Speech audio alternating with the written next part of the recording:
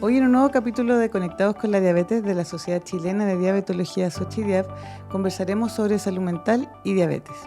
Sabemos que el diagnóstico de esta enfermedad conlleva complicaciones, preocupaciones de los pacientes y es muy importante el apoyo, ¿cierto?, de los profesionales de la salud para evitar esta carga de la enfermedad y la prevención del burnout. Bienvenidos a Conectados con la Diabetes, un podcast de la Sociedad Chilena de Diabetología para profesionales de la salud que buscan mantenerse al día en el manejo de la diabetes. Aquí encontrarás las últimas actualizaciones científicas, estrategias prácticas y perspectivas clave para mejorar la calidad de vida de tus pacientes. Hola a todos y todas, soy la doctora Lorena Muñoz, diabetóloga, miembro de Sochidiab, y estamos hoy junto a Francisca Mena, psicóloga, también miembro de Sochidiab, para hablar sobre diabetes y salud mental. ¿Cómo estás, Fran? Hola Lore, muchas gracias por la invitación. Sí, bienvenida. Muchas gracias por acompañarnos. Las enfermedades de salud mental han ido aumentando, ¿cierto? En la población general, incluso peor después de la pandemia, pero las personas que tienen patologías crónicas, como las personas que viven con diabetes, además se les suma esta carga de enfermedad, como que también en los estudios le llaman como burden of disease. ¿Has sentido como en tus consultas que también esto se ha visto en las personas con diabetes? Sí, absolutamente. O sea, yo creo que antes de eso es importante diferenciar que está la carga de enfermedad y la carga del tratamiento, que son cosas distintas. La carga de enfermedad es algo inevitable. O sea, es la carga de vivir con una enfermedad crónica y con las consecuencias que se puede traer, con las potenciales complicaciones, con lo que es vivir con eso. Y eso, queramos o no, es poco lo que podemos hacer una vez que se diagnostica una enfermedad crónica, ¿cierto? Pero a eso se le suma la carga del tratamiento, que tiene que ver con toda la gestión diaria, el 24/7, sin feriados, con la toma de decisiones, que hoy día sabemos que, por ejemplo, una persona con diabetes invierte 4 horas al día en gestionar su tratamiento, y eso ni siquiera se traduce en buenos resultados o los resultados esperados. Que toman más de 180 decisiones diarias en función de su diabetes. Eso es la carga del tratamiento. Y eso sí se ha visto que está asociado a un aumento de sintomatología que tiene que ver con ansiedad o con síntomas depresivos, y eso, si es sostenido en el tiempo, efectivamente puede desarrollar algún diagnóstico en salud mental, como algún trastorno de ansiedad o algún trastorno como de depresión, etc. Ah, ok. Y está lo que se llama el burnout, porque a veces uno dice, ¿cierto?, como me quemé. Sí. Pero existe como un burnout específicamente en diabetes, ¿es distinto a burnout de otras enfermedades, otros diagnósticos? Sí, yo creo que el más conocido, por ejemplo, a propósito de lo que tú dijiste antes de la pandemia, es el burnout como laboral, que tiene que ver con estar expuesto a un estrés crónico, pero el burnout en diabetes comparten esa base en común que tiene que ver con el estrés, pero se asocia a esta carga del tratamiento. Y es real y existe, y también eso sí se puede evitar. Y esta carga del tratamiento, cuando excede la capacidad del paciente, se puede transformar en un burnout, que se traduce como en este agotamiento físico y mental del paciente, que se traduce en las conductas de autocuidado, es decir, puedo dejar de inyectarme, puedo dejar de medirme, puedo dejar de ir al doctor o no llevar mi glucómetro. Y eso puede ser un par de días, un par de semanas, o se puede sostener en algunos casos para siempre. Claro, como cuando uno está cansado, así como me rebelo Claro. contra la enfermedad y claro, dejáis un poco botado eso. Sí. Pero porque todos podemos tener un mal día, una mala semana, tener eventos complicados. Entonces, ¿cómo una persona con diabetes puede decir como estoy con burnout o fue un mal día, una mala semana? Bueno, yo creo que eso es una excelente pregunta. A propósito de la carga del tratamiento, yo creo que una de las habilidades que tienen que tener los pacientes con diabetes es la capacidad de tolerar la frustración. ¿Y por qué? Porque a pesar de a veces de hacer todo bien, yo creo que tú también hayas escuchado esto de tus pacientes como, no sé, diabetes tipo 1, por ejemplo, me medí la glicemia, conté los carbohidratos, me puse la insulina, esperé 15 minutos y quedé con hiperglicemia. Entonces, la diabetes está asociada a mucha frustración. Y frustrarse es parte del proceso, es adaptativo. Tengo que frustrarme para poder resolver lo que me pasó. Claro. Y eso es normal. Y eso puede ser un mal día o puede ser una mala semana. Pero el burnout es perder el interés por la diabetes. Como básicamente olvidarme un poco de que tengo diabetes y un día no se transforma en un burnout. Ya. Tiene que ser algo sostenido en el tiempo, al menos 2 semanas de estar en este que me quemé, ¿cierto? Sostenido en ese tiempo para que se transforme en un burnout realmente. Ya. Y yo creo que ahí influye mucho el apoyo familiar, ¿cierto? Y también del equipo médico, porque me imagino que, no sé, una familia puede quizás, no sé, un papá, una mamá de un niño con diabetes, o no sé, incluso la pareja, puede querer hacerlo lo mejor posible, pero a veces como que rema para el otro lado, si estás así como, ¿comiste? ¿Te pinchaste? Sí. Claro, por un lado es como, te estoy tratando de ayudar, pero a veces también es como que te puede aumentar ese estrés de como que están todos mirándome, están todos pendientes de si lo hago bien, lo hago mal, y como tú dices, más frustrante aún si más encima como que no me resultó, ¿cachai? Claro. Entonces, ¿cómo tú cuando ves que una familia está demasiado intensa y eso está influyendo negativamente, cómo lo aconsejas? Yo creo que siempre hay que incluir a la familia, porque no es la persona que vive con diabetes, está la persona que vive en una familia, Claro. que vive en una cultura, en un país, y así podríamos ir como ampliando este círculo, ¿cierto? Y una de las causas, una de las razones que lleva al burnout, hay como una etapa antes que es el diestrés, que tal vez te lo debería haber dicho antes, pero es el diestrés. Y una de las como categorías que genera diestrés es como la hipervigilancia familiar y de los amigos, que tiene que ver con esto que tú decías, y como, ¿qué comiste? ¿Te inyectaste? ¿Cómo está tu glicemia? ¿Cómo te fue? No sé, ¿te pusiste la basal? Como todas las preguntas excesivas asociadas a la diabetes que al final hacen que se transforme como soy diabético y no soy una persona que vive con diabetes, Claro. ¿cierto? Entonces, eso puede llevar también a que cuando se intensifica eso, se puede transformar en este burnout, ¿ya? Sumado a otras categorías que están dentro de ese diestrés. Pero es fundamental incluir a la familia. ¿Para qué? Para que sean yo ocupo esta palabra como un andamiaje y no agoten, no le quiten el aire, no estén encima de la persona que vive con diabetes, sino que sepan cómo acompañar. Claro. Que yo creo que eso es importante. De repente educamos mucho como en diabetes, pero no en las habilidades del entorno asociadas a la diabetes, ¿cierto? Como les enseñamos el esquema, el ratio, sensibilidad, contar carbohidratos, pero no les enseñamos al entorno cómo acompañar a esta persona con diabetes de manera óptima. Claro. Entonces, cuando me toca trabajar con familias o con padres o incluso a veces con hermanos o parejas, es importante como transmitirles que uno no es su diabetes, es la diabetes del otro, ¿cierto? Dos, cómo acompañar en esto sin que te decía como sin quitar el aire, porque ahí es importante transmitirles que se pueden dar 2 mensajes. El te ayudo porque te quiero, pero te ayudo porque no eres capaz. Claro. Entonces es una delgada línea entre hago las cosas por ti porque tú no puedes o te acompaño.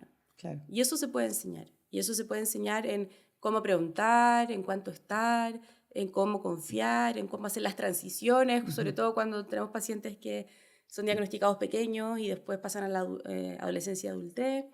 Y me parece que es importante considerar eso dentro de los pilares como de educación en nuestros pacientes. Claro, porque yo también creo que debe ser como que se sienten limitados. Entonces la idea es de a poco, y en ese sentido siempre, ¿cierto? El lema como de la Fundación de Diabetes, como la educación es el tratamiento, con la idea de que mientras más sepan, van a poder, no sé, por ejemplo, el ejercicio, ojalá todos pudieran hacer ejercicio, pero al principio que es como, no haga ejercicio, te puede dar una baja de azúcar. Entonces, claro, la idea, me imagino, es tratar de a poquito ir como dándoles herramientas para que no se sientan tan limitados y puedan decir, de a poco, mira, prueba haciendo ejercicio y darle como la tranquilidad de... mira, si te pasa esto, bueno, tú ya sabes manejar una hipoglicemia, o si quedas alto, pues entonces... De alguna manera eso también le da tranquilidad a la persona que vive con diabetes y a la familia. Sí, como de dar esas herramientas, porque no todos los días van a ser iguales, entonces es imposible darles una receta, sino que efectivamente es hacer lo que tú dices, pero ahí también mientras te escuchaba pensé en que se nos había olvidado pensar en el equipo, como que si yo soy diagnosticado con diabetes y me dicen que tengo que ir de a poco y que tengo que tener miedo, voy a tener miedo, porque el médico o la enfermera o la nutricionista saben más que yo. Entonces, qué importante es cómo les damos el mensaje en esos primeros momentos a la persona y a la familia que están recibiendo este diagnóstico. Claro.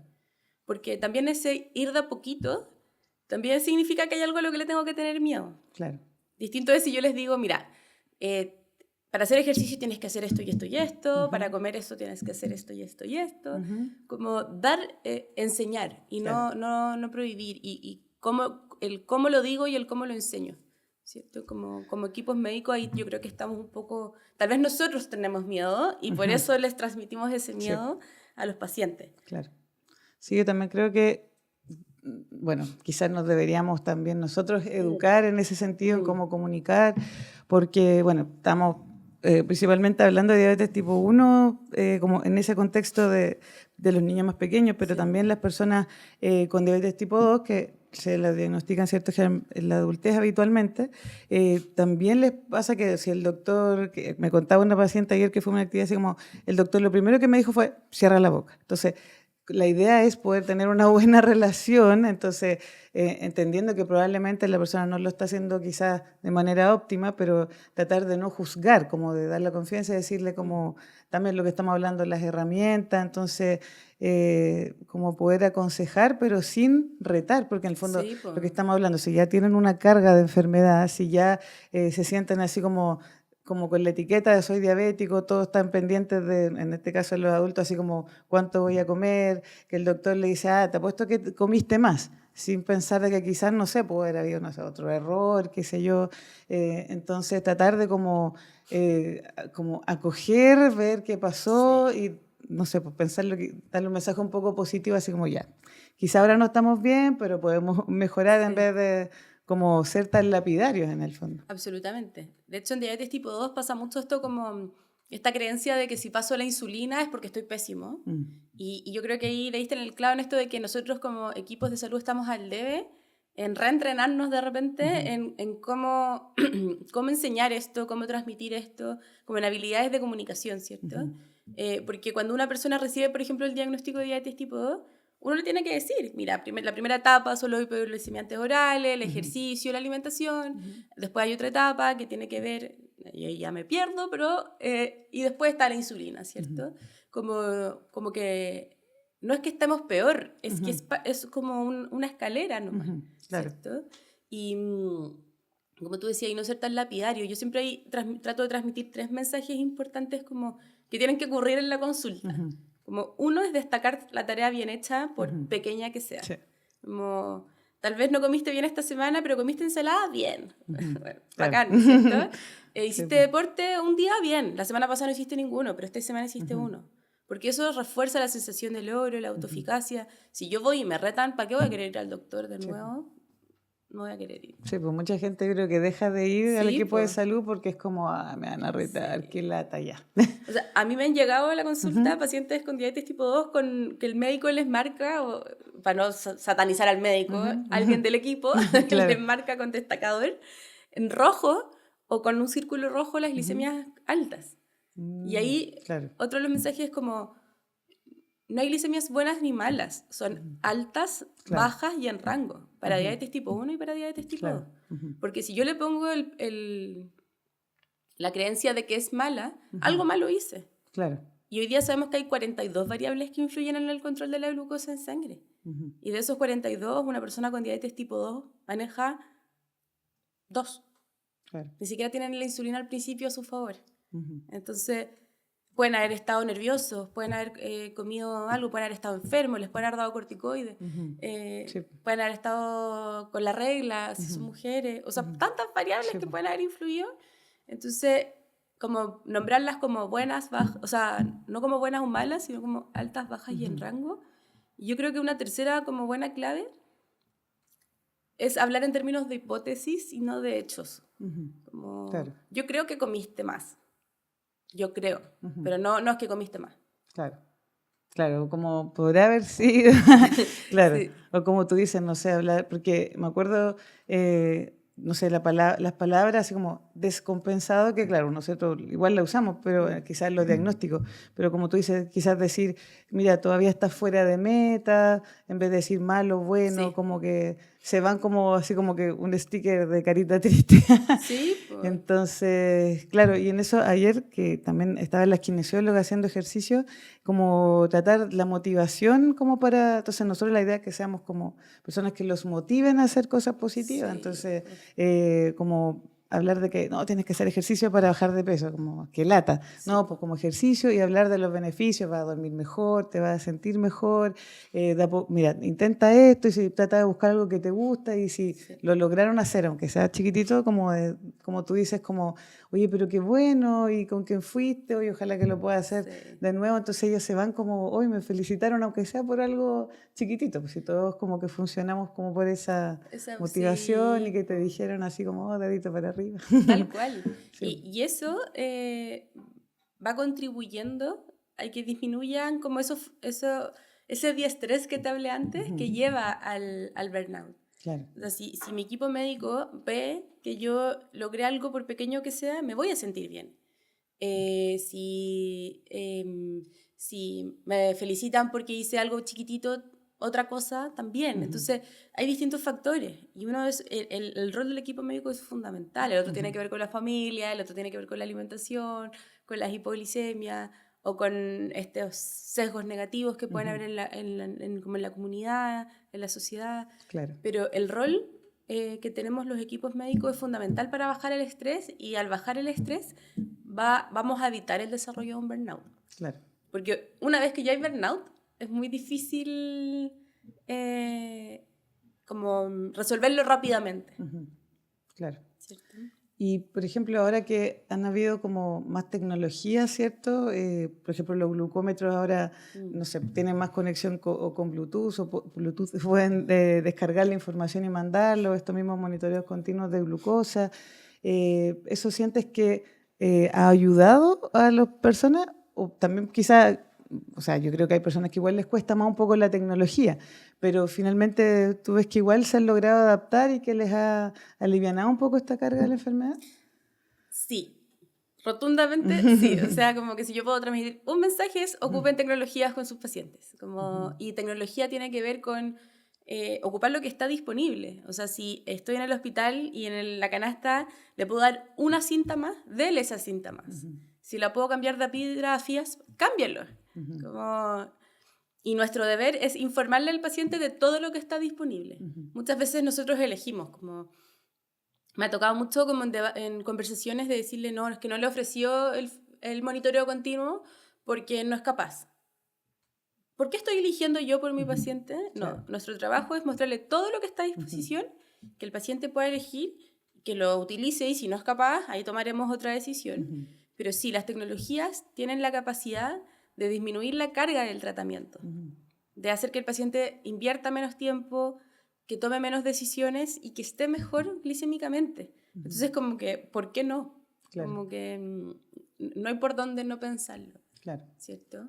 Sí, yo también creo que me imagino, te preguntaba porque me imagino que hay, no sé, adultos mayores que es como reticencia, pero quizás también hay muchas educadoras que te pueden ayudar, o sea, incluso en la telemedicina, porque yo creo que la pandemia de las cosas que pudo haber dejado positiva fue la telemedicina e incluso como el ejercicio a través de esta clase online, pero en particular yo creo que, claro, la tecnología, como se puede enviar, gente que vive, no sé, muy lejos, que viajaba quizás a Santiago a atenderse con el subespecialista, quizás ahora puede acceder por esta tecnología. Entonces, como tú dices, yo creo que es bueno que los pacientes sepan todo lo que hay, porque uno puede ver en qué invierte también su plata los que no tienen quizás acceso por el GES, pero sí yo creo que es súper importante lo que tú dices, como ofrecer la tecnología, quizás en una primera consulta va a decir, no, quizás efectivamente no estaba listo, pero en la segunda o la tercera, como ya quiero probar. Sí, porque una de las cosas que genera estrés, y sabemos que el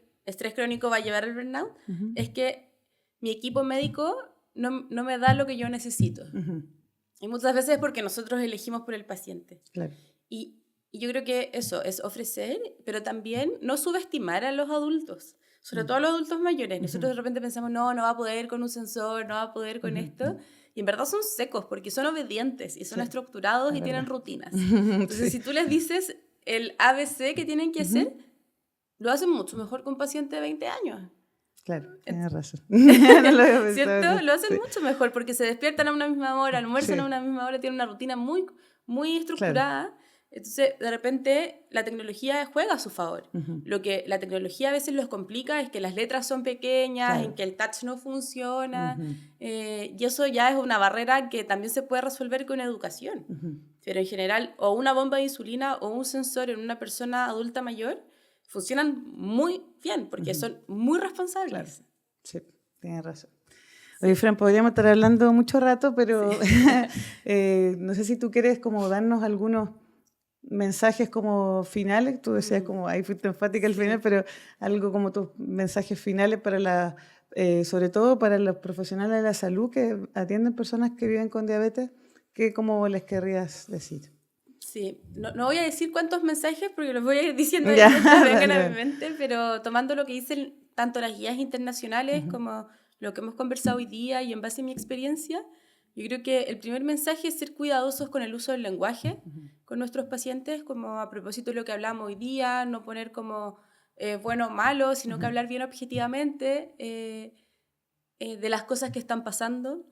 Por otro lado, ocupar lo que tenemos a disposición hoy en el 2024 para disminuir la carga del tratamiento. Nosotros somos los responsables de disminuir esa carga. Como decíamos al principio, no podemos disminuir la carga de enfermedad, pero sí podemos disminuir la carga del tratamiento. Entonces, ese es nuestro trabajo. Una tercera clave sería considerar que sí o sí, y aquí no puedo evitarlo, es el médico la primera persona que puede darse cuenta de cuán estresado está el paciente con el tratamiento, y ahí son ustedes quienes tienen que como bajar el dominó y derivar con nutri, enfermera o psicólogo si es necesario, ¿cierto? Como entregar herramientas, entregar soluciones a nuestro paciente y poder escucharlo, y esto que decíamos como acoger. Y ahí vienen esas tres claves que decía antes, como no retar, ser empático, hablar desde la hipótesis, ¿cierto? Y finalmente como reforzar la tarea bien hecha por pequeña que sea, porque al establecer ese vínculo también voy a poder mostrarle lo que no ha hecho, pero no se va a ir con esa sensación amarga de solo me retaron, sino que también se va a ir con la sensación de mi equipo es capaz de ver lo que yo sí logré. Entonces voy a querer volver al próximo control. Y ese es nuestro trabajo, que el paciente vuelva, porque esta es una condición crónica. Entonces necesitamos que el paciente quede enganchado, conectado, ¿cierto? Y que no se pierda. Así que eso. Súper. Ya, pues, Fran, muchas gracias por venir y por acompañarnos en nuestro podcast. Ya que nos están escuchando, los invitamos a seguirnos en nuestras redes sociales, en Instagram, @Xochidiap, en nuestro canal de YouTube, y que activen las alertas en Spotify para que sepan cuando vayan a estrenarse los nuevos capítulos. También nos pueden seguir y pueden buscar en la página www.xochidiap.cl. Hay muchos consensos interesantes, el consenso de SGLT2, el consenso de hígado, así que hay muchas cosas de las que se pueden informar. Hasta la próxima. Conectados con la Diabetes, un podcast de la Sociedad Chilena de Diabetología para profesionales de la salud que buscan mantenerse al día en el manejo de la diabetes. Aquí encontrarás las últimas actualizaciones científicas, estrategias prácticas y perspectivas clave para mejorar la calidad de vida de tus pacientes.